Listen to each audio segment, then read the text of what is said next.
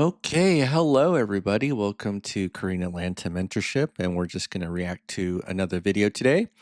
This time by DJ Vlad, and this is actually from 9 years ago, and I've actually never watched this video before, so we're going to react to it together on Charlemagne saying rappers on Boozy. So it's a guy reacting to another guy saying rappers get killed in their own cities.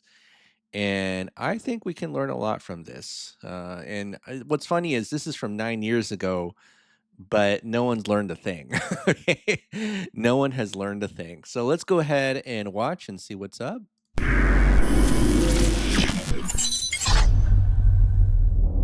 I just interviewed Boosie, and we put out this clip which got like 1 million views in like 5 days. You saw it. You know what I'm talking about, right? And I was just talking about that yesterday.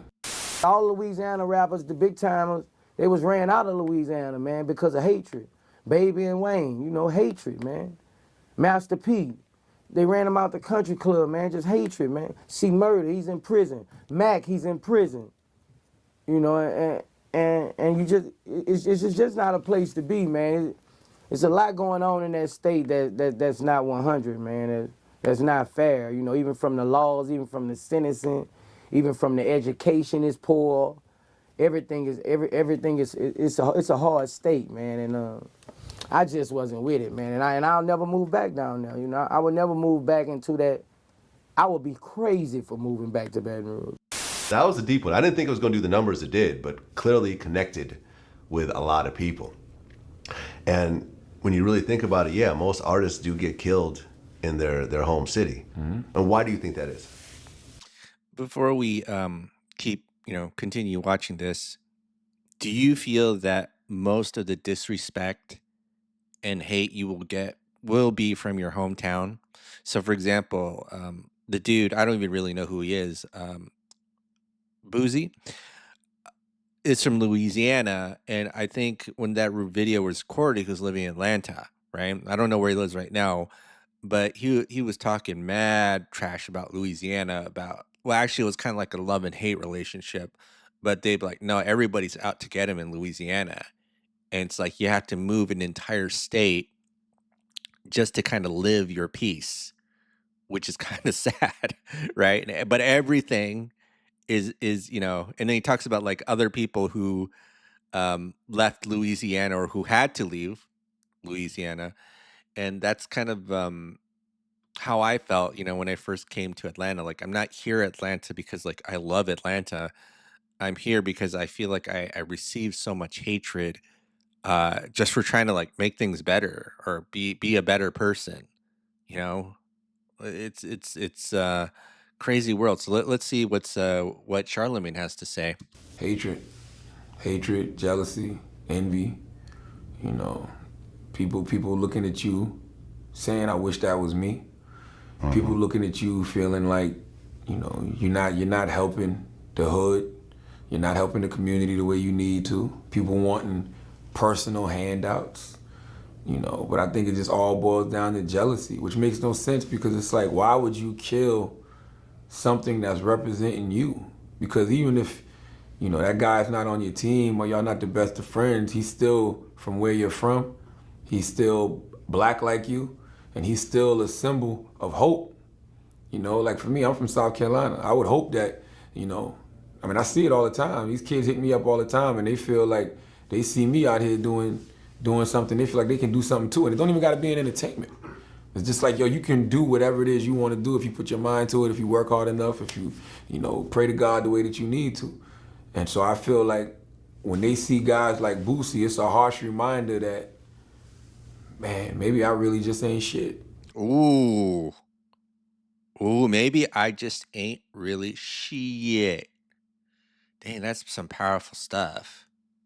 Like, you ever meet a person who actually admitted, man, maybe I just ain't shit? I don't think I've ever met a person like that. I think I've met overly critical people who try to criticize you to hide their flaws, but never met a person who actually said, maybe I ain't that. Right? Maybe I ain't all that. Ooh, dang. And you know what human beings do when their ego gets threatened? That's when they start to take you out. Dan, I'm getting a little bit depressed watching this video, and there's 10 minutes left. All right, let's see what else Charlemagne has to say. And that's no disrespect, but it's the truth. Because if this guy from where you're from, same place you from, went to the same school as you, y'all ate in the same places, ran through the same hoods, if this guy can do it, what's your excuse? Right. Oh, dang. What's your excuse? Yeah, what's your excuse, buddy? That's why you can't tell people all your accomplishments thinking that you're going to inspire them, right? What's going to happen is that something in the back of their mind will get triggered and they'll feel like they'll have to eliminate you. Hence, rappers getting killed in their hometown cities. Do you think part of it is like the flossing and the showing off? Because ultimately, when you look at society as a whole, people respect humbleness.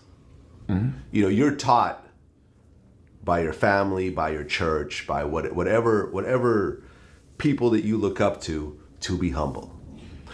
But you have dudes who talking about, I just threw 50,000 out in the strip club.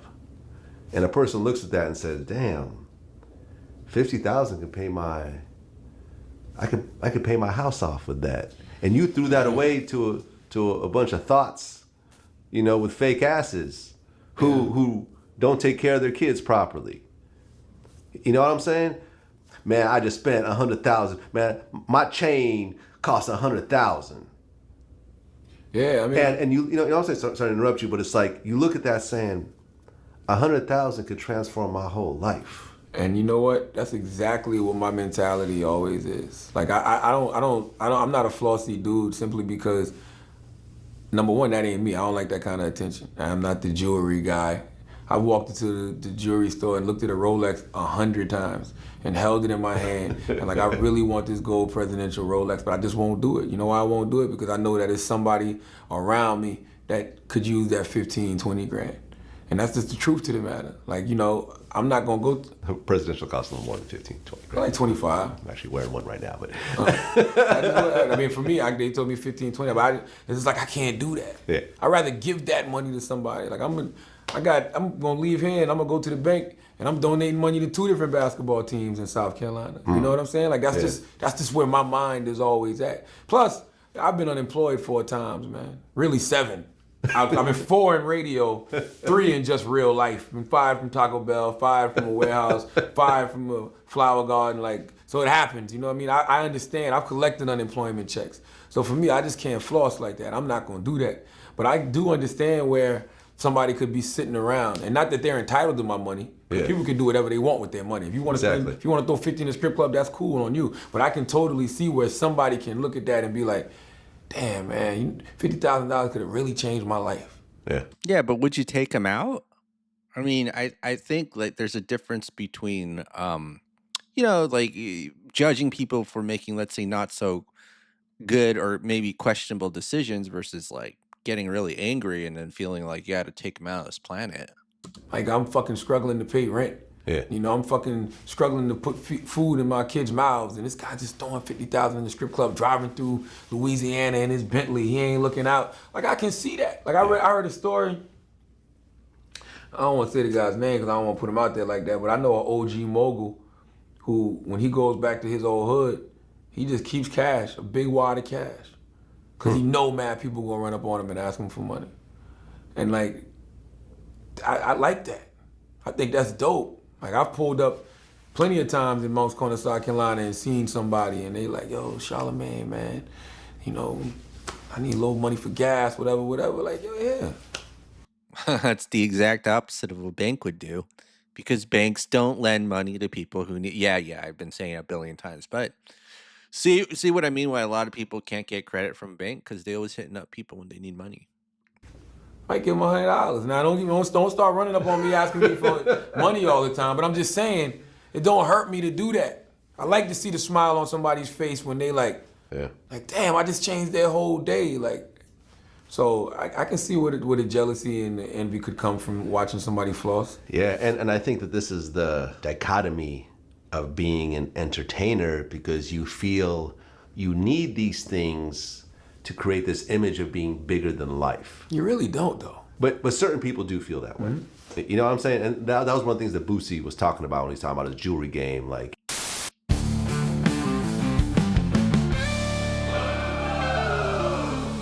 I've actually never been to Moe's before. 35,000 on this 40mm. Let me skip these ads. And olive dial date. You got on these little ass pieces. You probably worth more money than me. But when I come with this motherfucking big ass piece on, you gonna be like, God damn, I got money, I can go get one of them. You know, and it's trendsetter, you know, I'm a street dude, you know, I like to look, I'm a flashy nigga, like, you know, like, I remember one time, bro, I went to the awards, bro, in 09, bro. I had like on 5, 6 big ass pieces, 09 award, me and my daughter, right? So my boy was outside and he was like, man, bro, when I walked out, he was looking from afar. He was at the truck. And he was like, man, I saw everybody come out there, bro. And these were some heavy names he saw come out there. He said, but everybody came out there. More people pointed at you than anybody. And these dudes had way more money than me. He said, more people pointed at you than anybody, bro. He was so hyped. He was like, everybody was pointing at you. You know? And that just come from, you know, I'm one of them guys like, you know, I got, if you ain't on me, some people heard about my jewelry before they heard my music. he feels that that's necessary to create the image of what Lil Boosie is. But yeah, once again, you create that you know, hypnotized by hatred situation on the back end of it. Man, nobody gives a fuck about your money, man.